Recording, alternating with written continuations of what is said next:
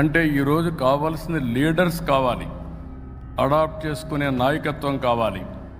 అందుకే నేను ఈ మధ్యకాలంలో మీరు చూస్తే ఆ రోజు హైటెక్ సిటీ ఐటీ, ఈరోజు క్వాంటమ్ వ్యాలీ విత్ ఏఐ అని చెప్పి కూడా నేను మీకు తెలియజేస్తున్నా.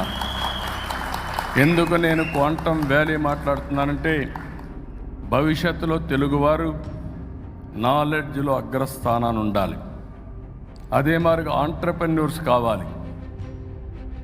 ఆంట్రప్రెన్యూర్స్ ఎందుకంటే ఇంకొక విషయంలో మీరు చూస్తే భారతదేశం, నాకు ఏమాత్రం అనుమానం లేదు, ప్రధానమంత్రి నరేంద్ర మోడీ గారు right time right leader for the nation.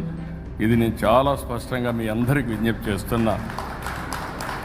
ఈరోజు ప్రపంచంలోనే మీరు చూస్తే స్పష్టమైన ఒక విజన్తో ముందుకు పోతున్నారు.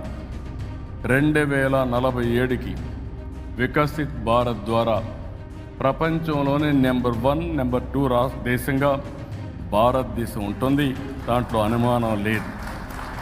అదే సమయంలో నేను కోరేది ప్రపంచం మొత్తం ఇండియన్స్ అగ్రస్థానంలో ఉంటారు, అందులో 30-35% తెలుగు వారు ఉండాలని, దేశానికి ప్రపంచంలోనే తెలుగు జాతి అగ్రస్థానంలో ఉండాలని నా ఆశయం.